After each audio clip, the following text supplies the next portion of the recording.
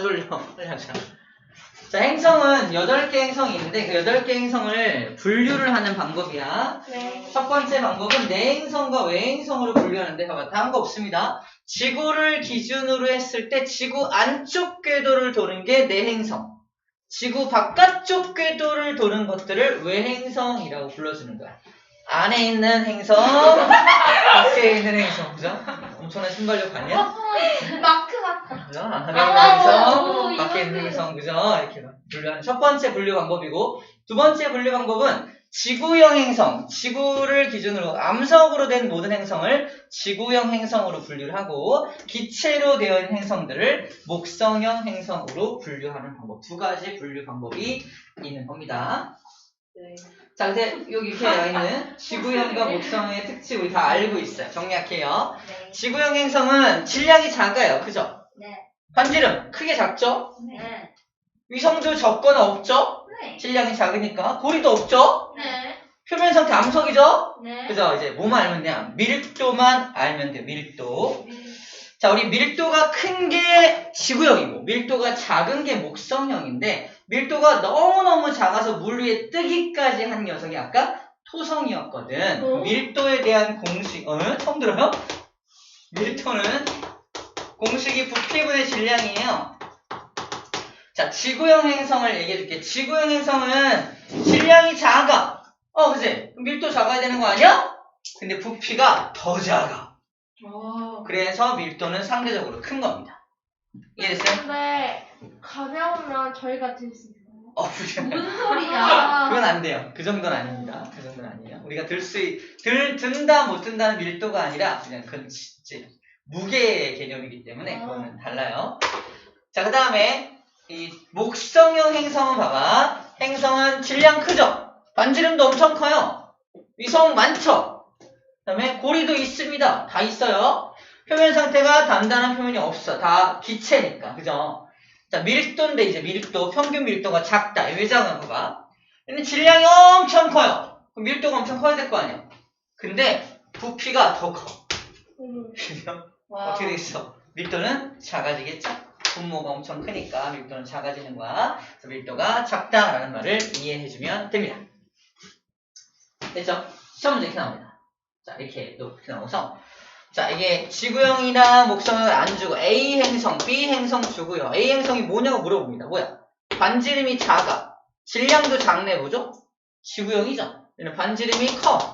질량도 크네? 목성형이 되겠네요. 이렇게 찾아내는 겁니다. 다음 중 A 행성의 특징이 아닌 것은 이렇게 문제가 나올 수 있다는 얘기예요. 하나 더 볼게요. 두 번째, 이겁니다. 이거는 밀도하고 반지름이 나와있어요. 밀도, 반지름. A 행성과 B 행성을 봤을 때 A 행성 뭐야? 반지름이 작아. 밀도는 크네? 그죠? 누구야? 지구형이네요. 밀도가 작아. 반지름은 엄청 커. 뭐죠? 목성형이네요. 다음 중 B 행성의 특징이 아닌 것은 해서 문제를 낼 수가 있겠네요. 그죠? 이렇게 문제가 나옵니다. 할 수 있겠죠? 자, 이제 태양에 대한 걸 보도록 합시다. 태양도 이렇게 영상을 좀 빌려볼게요. 슉. 태양. 태양. 안녕, 태양. 그거 그 영상 그 영상 여러분 그거 있잖아. 보고 싶었어요 그거. 근데 태양 약간 다나? 얘 근데 다나카가 일본인이 아닌 걸 지금 알았잖아. 진짜로? 일본인이 아니야? 아니야 한국인인데 일본인 척하는 거야. 자, 볼게요. 태양을 한번 볼게요.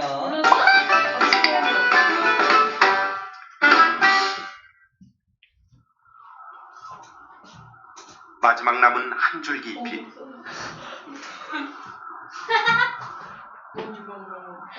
사라진다. 장난하는 아저씨 같아. 자, 태양이 사라진 거야. 지금 낮인데 개기일식입니다.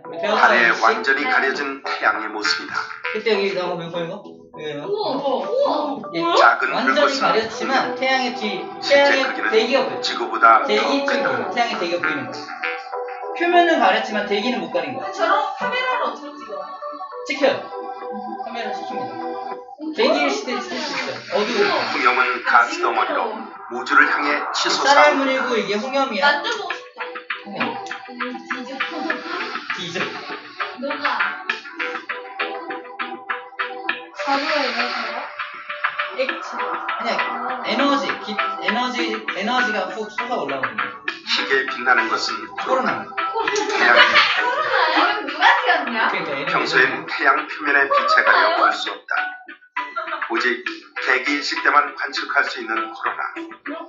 빛은 약하지만 온도는 태양 표면보다 300배 뜨겁다. 태양 표면이 6,000도잖아. 6,000도보다 300배 더 많은 에너지예요. 코로나가요? 코로나가. 코로나는 저희 몸속에서 사는 이거 이름만 같아요. 태양은 자기장을 갖고 있다. 태양의 각 부분들은 모두 다른 속도로 자전을 해서 자기장이 뒤틀리고 꼬이게 되는데 이 지점에 흑점이 생긴다. 까만색 점 보이죠? 까만색 점 음색이죠? 그게 제가 수능이랑 똑같은 거 아니에요? 맞아요. 오 맞다. 흑점은 주위보다 온도가 낮아 어둡게 보이고 자기장이 엄청나게 세다. 정 같은. 흑점의 수명은 짧게는 몇 시간, 길게는 몇 개월에 이른다. 맞아. 또 태양이 자전하면서 모양과 광고인데? 크기도 변한다. 태양의 표면을 광구라 그래요. 네. 광구에 있는 거예요. 특수점도. 실제 흑점의 모습이다. 쌀알무늬. 태양 폭발은 흑점에서 일어난다. 쌀알무늬. 태양에 나와. When we look at the sun, a sunspot might appear to be small. It only covers a very small area of the sun, but actually those sunspots are the size of the Earth. So they're actually very large objects. The magnetic fields associated with sunspots are about 3,000 times the size of the Earth, and so the energy involved in the flare is huge. 태양 표면에서 폭발이 일어나면 엄청난 양의 광선과 입자가 방출되고 우주 저게 공간엔 태양풍이야. 태양 폭풍이 분다. 우와. 태양풍이 날아온다 그랬지? 태양 폭풍은 종종 지구를 강타한다. 지구 자기장은 충격을 자기장이 대고 막아주는 흡수한다. 거야. 우와. 자기장이 안 막아주면 지구에 큰 타격이 옵니다.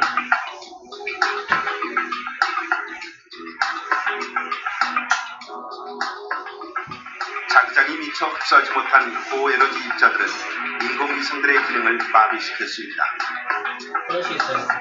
저 인공위성이 통신을 담당하는 녀석이 또 통신이 인공위성이 많아요. 타격을 받으면 감성이 중단될 수 있고 우리가 사용하는 휴대폰도 불통될 수 있다. 자, 이게 태양이 활동한 내용이고요. 평소엔 태양 표면의 빛에 가려 태양의 각 자, 태양에 대한 얘기를 좀 해보자. 행성의 분류까지 한 거고, 자, 태양은 표면이라는 부분, 여기 표면이야, 표면. 태양의 표면이라는 부분, 여기를 광구라고 해요, 광구를 표면이라고 하고요. 태양 여기를 대기 부분이라 하면 대기 부분.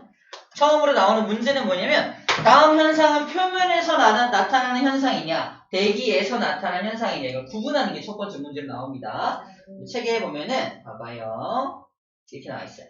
자, 표면에서 나타나는 건 쌀알무늬하고 흑점만 표면입니다.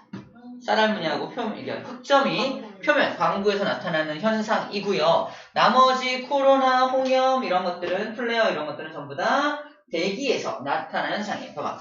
대기에서 체층, 코로나, 홍염, 플레어 이 네 가지가 대기에서 나타나는 현상입니다. 체층은 뭐냐면 개기일식 때 관측할 수 있는 태양의 대기층을 체층이라고 해요. 개기일식 때만 관측 가능합니다. 마찬가지로 개기일식 때만 관측할 수 있는 아까 뿜어서 나오는 에너지 있죠. 뿜어서 나오는 에너지를 코로나라고 불러줘요. 코로나. 100만 도씨 이상의 온도가 됩니다. 그 다음에 대기에서 이렇게 폭발하는 현상, 어떤 폭발하는 현상을 홍염과 플레어라고 불러주고요. 둘 다 흑점 부근에서 일어납니다. 특히 플레어가 흑점 부근이라고 써져 있는데 어제 얘도 둘 다 그 흑점에서 많이 발생하고요. 폭발. 굉장히 여기는 특징이 뭐냐면 불꽃이나 고리 모양으로 솟아 올라오는 것을 홍염이라고 불러주고요. 플레어 같은 경우는 체층의 일부가 흑점 부근에서 폭발하는 것을 플레어라고 불러줍니다.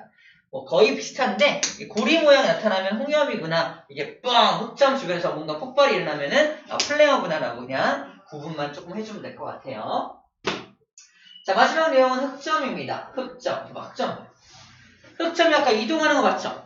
흑점 이동합니다. 쌤이 자주 드는 예가 이거죠. 만약에 흑점이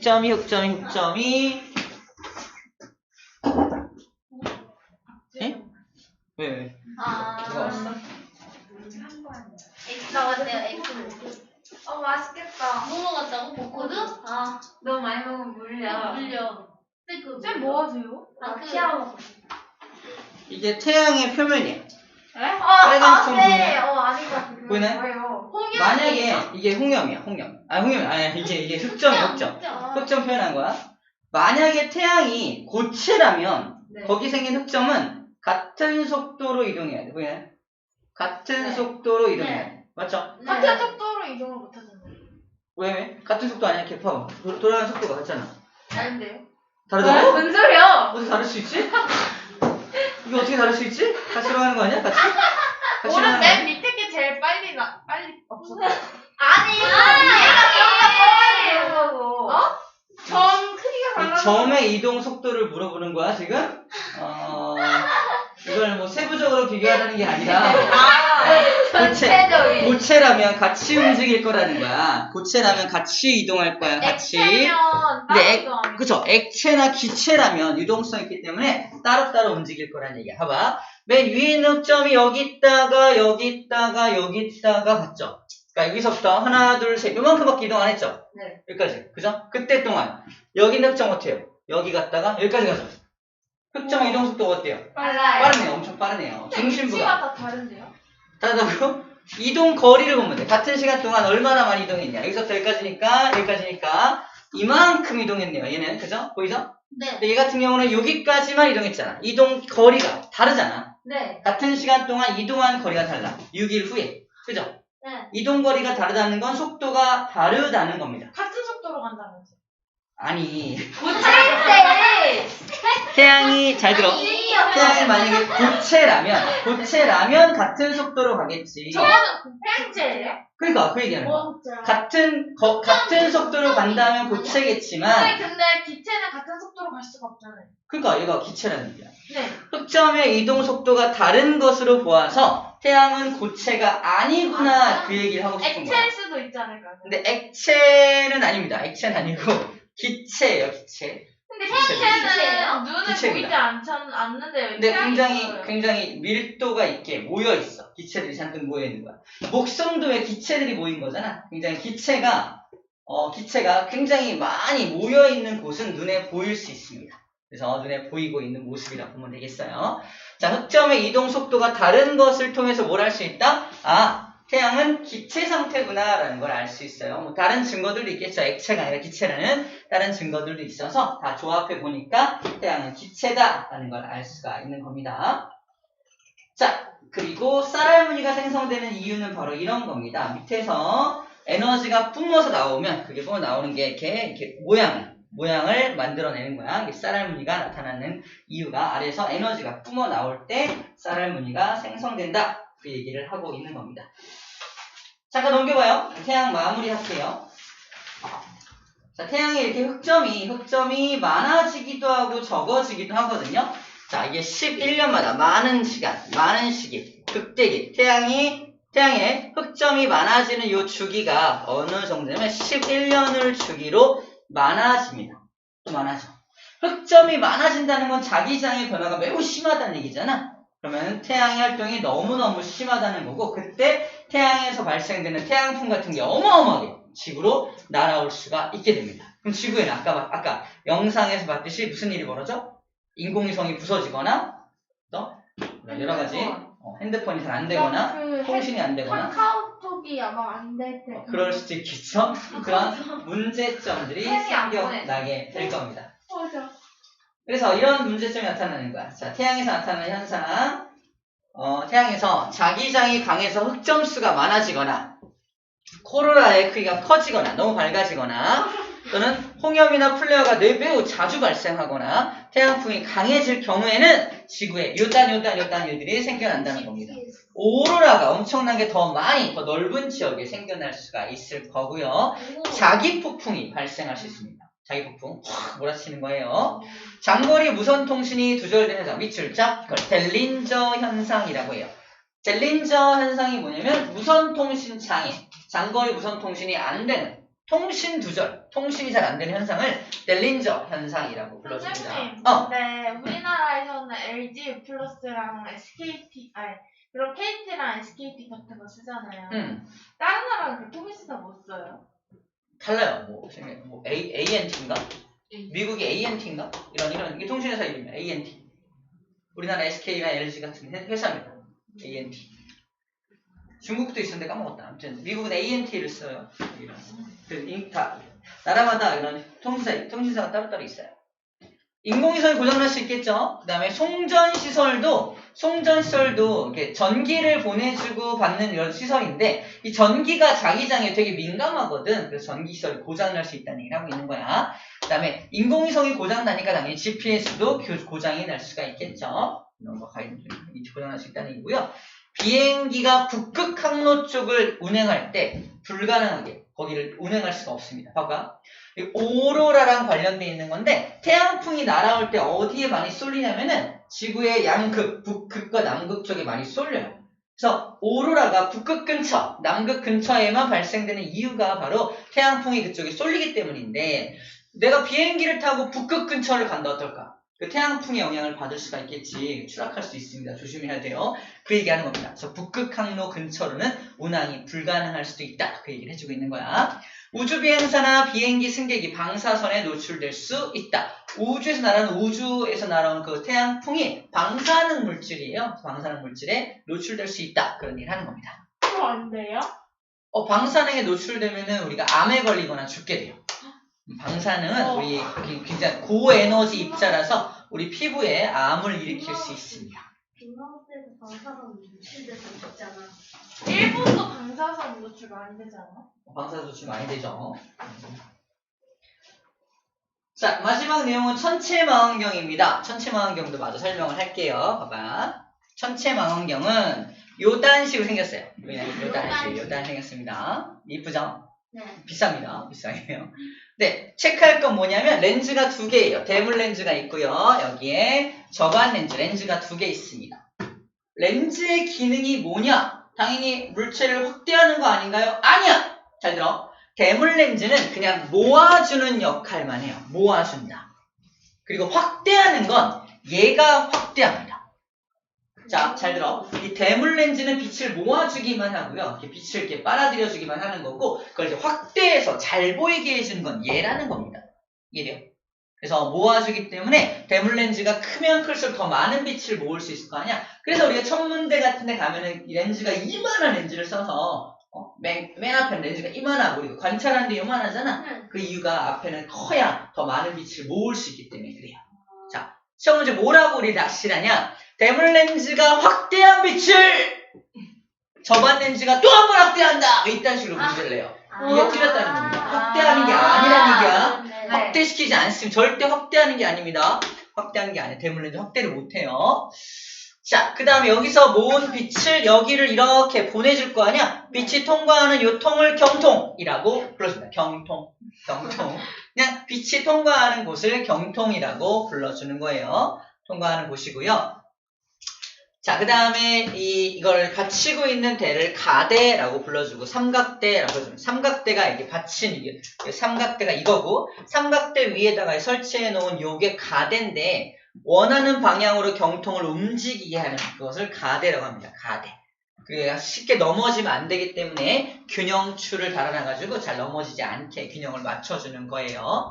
그 다음에 초점이 잘 안 맞을 때 초점 조절 나사로 초점을 잘 조절하면 됩니다. 문제는 얘입니다. 보조망원경. 왜 필요하냐는 거지. 여러분들 손을 이렇게 모아가지고 쌤이 지금 별표처럼 여기를 찾을 거야. 바로 찾지 말고요. 봐봐. 저기 어딘지 몰라. 네. 근데 이렇게 왼쪽부터 쫙 훑으면서 와봐. 한참 걸리겠죠? 그죠? 네. 한참 걸려. 이게 어딘지 어떻게 알아? 그지? 우리가 하늘에 있는 별을 볼 건데 어떤 특정한 별을 관측할 건데 처음에 확대된 채로 이만큼 확대된 채로 보기 시작하면은 걔를 찾는 게 너무 오래 걸립니다. 그래서 일단은 너무 확대되지 않은 이만큼을 볼 수 있는 망원경으로 먼저 이만큼 보는 거. 보니까 저쪽에 있네. 그러면 이걸 가대를 돌려서 이쪽부터 관찰하기 시작하면 좀 더 빨리 찾을 수가 있겠지. 그러니까 그게 보조 망원경의 역할이야. 그러면 이게 확대를 많이 하면 돼, 안 돼? 확대를 많이 하면 안 되지. 그래서 뭐라고 써있냐면은 배율이 낮다. 배율이 낮다. 확대가 많이 안 되는 거야. 배율이 낮아야 더 먼 넓은 지역을 볼 수 있지. 다른 말로 뭐라고 한다? 시야가 넓다 라고 하는 겁니다. 근데 내가 그 별만 뚜두두두두두두두 보면 어떻게 돼요? 되게 좁은 시야를 보게 되는 거야. 좁은 시야를 보게 되는 대신에 배율을 엄청 높여서 자세히 관찰할 수 있게 되는 거지. 시야가 넓으려면, 잘 들어. 시야가 넓으려면 배율은 낮아야 돼. 시야가 좁은 게 배율이 높은 겁니다. 이해됩니까? 배율이 높은 게 시야가 좁아지는 거야. 근데 처음부터 좁은 시야로 찾으면 하나님을 찾을 수가 없어요. 어디 있지? 여기 있네. 한참 걸려. 하지만 넓은 시야로 먼저 오른쪽 끄트머리에 있구만 졸고 있는 거 아니야? 이렇게 딱 본 다음에 그 다음에 좁은 시야로 보면은 딱 한 번에 찾을 수가 있겠어. 적절한 비유였죠? 그죠? 네. 이렇게 찾아주는 겁니다. 그게 보조망원경의 기능이다 라는 거예요. 아시겠죠? 네. 자, 어디다 설치해야 되나 볼게요.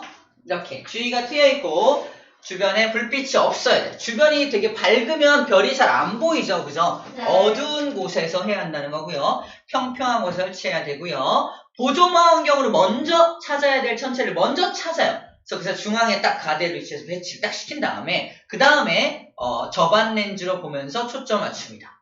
그 다음에 이제 확대를 시킨 상을 보게 되는 거예요. 저반 렌즈로 볼 때 저배율로 먼저 보다가 고배율로 바꿔가면서 점점 확대해가면서 보게 되면 됩니다. 오케이? 그렇게 관찰하면 돼요. 네. 자, 관찰법은 알겠고요. 얘가 좀 특이한 게 있는데, 네. 괜찮아? 특이한 게 있는데, 여기 뭐야? 봐봐, 이거 좀 특이한 게 있어요. 봐봐. 이게 뭐? 주망원경이 이제 배율이 높아서 확대된 상이 주망원경이고, 확대되어 있죠? 크잖아. 확대가 안 된 상태가 얘죠. 그죠? 자, 주망원경의 시야, 그러니까 저반 렌즈로 보는 주망원경 시야의 중앙에 물체가 오게 한 다음 이 물체가 보조망원경의 십자선 중앙에 오도록을 한다. 이거는 파인더가 보조망원경이야. 파인더가 보조망원경이야. 아까 써있을 거야. 보조망원경인데 보조망원경을 사용하는 방법입니다. 그러니까 우리가 보조망원경을 사용할 때 저렇게 먼저 주망원경에 이렇게 뭐가 달려있나 봐요. 달려있는 저 녀석을 중앙에 딱 오게 한 다음에 보조망원경도 거기다 맞춰준다는 말 해주고 있는 거야. 이렇게 서로 틀어져 있을 수 있으니까 딱 맞춰준다는 얘기를 하는 거야. 크게 그거는 의미가 없네요. 자, 그리고 봐봐, 이런 게 중요한 거야. 어렵죠. 이게 뭐냐면 시각부터 하자. 저배율로 보면은 되게 조그맣게 보이지만 고배율로 보면 되게 크게 보이겠죠. 너무 당연한 얘기죠. 당연한 얘기인데 만약에 내가 어떤 상을 관찰을 했는데 이렇게 보여. 가운데 있지 않고요. 가운데 있지 않고 여기에 있는 것처럼 보이는 거야. 봐봐. 어떤 물체가 이렇게 있다고 칩시다. 이 사람이 나무야. 나무라고 할게. 나무고요. 나무야. 사람이 나무. 사람이 아니라 나무야. 사람 할까? 자, 사람.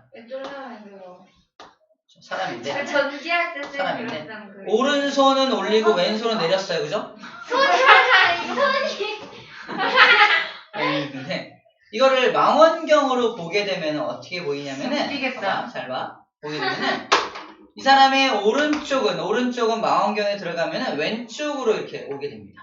이런 거야. 반대로? 오른쪽. 이 사람의 빛이 오른쪽에 있는, 이 사람의 오른손이 이쪽이야. 오른손 이쪽이잖아. 오른손에 있는 빛이 이렇게 오게 되면 왼쪽으로 이렇게 들어와. 빛은 직진하니까.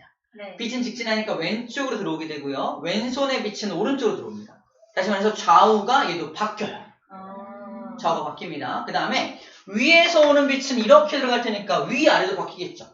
다시 말해서 우리가 눈으로 관찰하고 있는 건 뭐냐면 내가 보고 있는 상의 상, 하, 좌, 우가 모두 바뀌어 있는 모습을 보고 있다는 거야.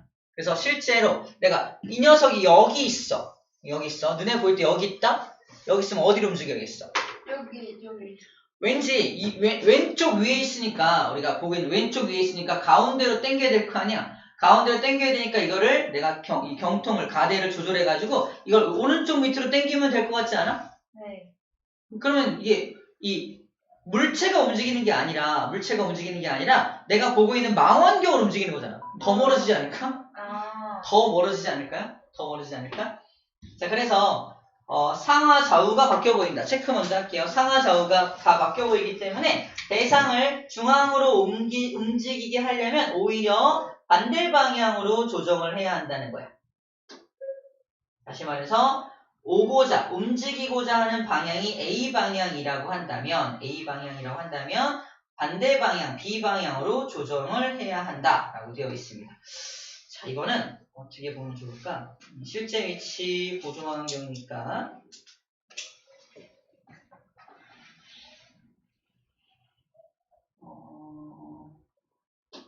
왼쪽 그림하고 같이 봐야겠네.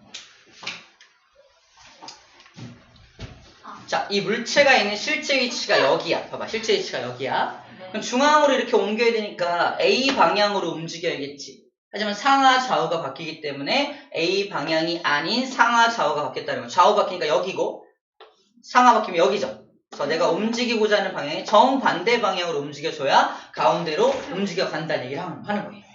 아니 저거 맞는 거 같아. 제가 해봤어요. 해봤어? 나 해봤잖아. 우리 현미경 볼 때도 비슷해요. 현미경도 이렇게 움직이면 거꾸로 막 이상한 데로 막 가고 그래요. 그래서 반대로 움직여줘야 한다는 거야. 우리가 주의해야 될 거는 실제 위치를 파악하고 얘가 이쪽 방향으로 가야 되니까 중앙에 위치해야 잘 보일 거 아니야. 네. 가운데로 보내야 되니까 얘를 실제로 이렇게 보내려면은 내가 움직여야 되는 이 망원경을 움직여야 되는 방향은 그 반대 방향으로 움직여야 가운데로 간다라고 생각해 주면 돼요. 이게 천체 망원경을 사용하는 방법입니다. 왜? 상하 좌우가 바뀌어 보이니까. 오케이? 네. 그렇게 이해해 주면 될 것 같아요. 아, 자, 빠르게 문제를 좀 풀어볼 텐데 와우. 시간이 많이 없습니다. 할 때까지만 해볼게요. 115쪽부터 풉니다. 115쪽. 이것도 스티키야. 뭐예요? Sorry. 지우개. 이번엔 못 잡으셨어. 못 잡았어. 저거 잡으면 손 날리는 거 같아. 빠르게 떨어졌어.